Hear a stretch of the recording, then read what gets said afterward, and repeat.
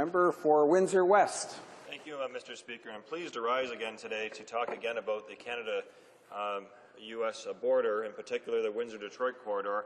I asked a question on June 21st to the Minister because we have that border crossing, a brand new crossing, blocked by the state of Michigan right now.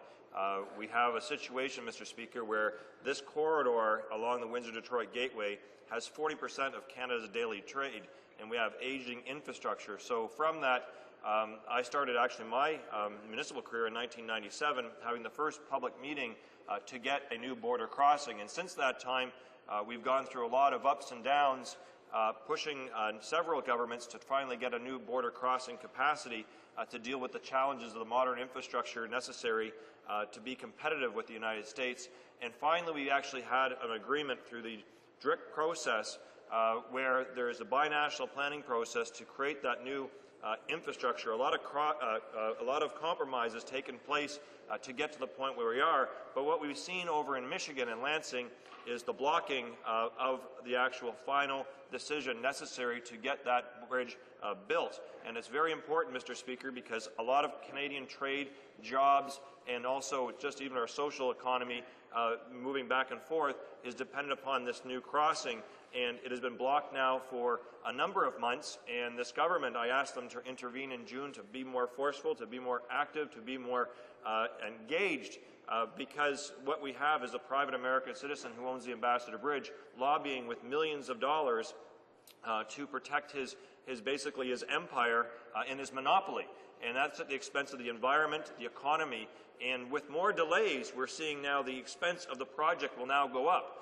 Things do not go down. And so we're going to see greater cost borne by citizens, and also the payback for the project will take longer.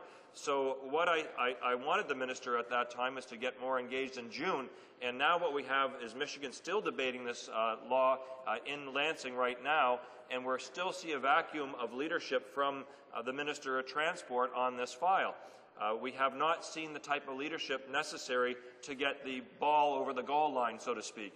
So, Mr. Speaker, I think it's important that it's not just seen as a local issue. This is one of the biggest infrastructure projects in Canadian history.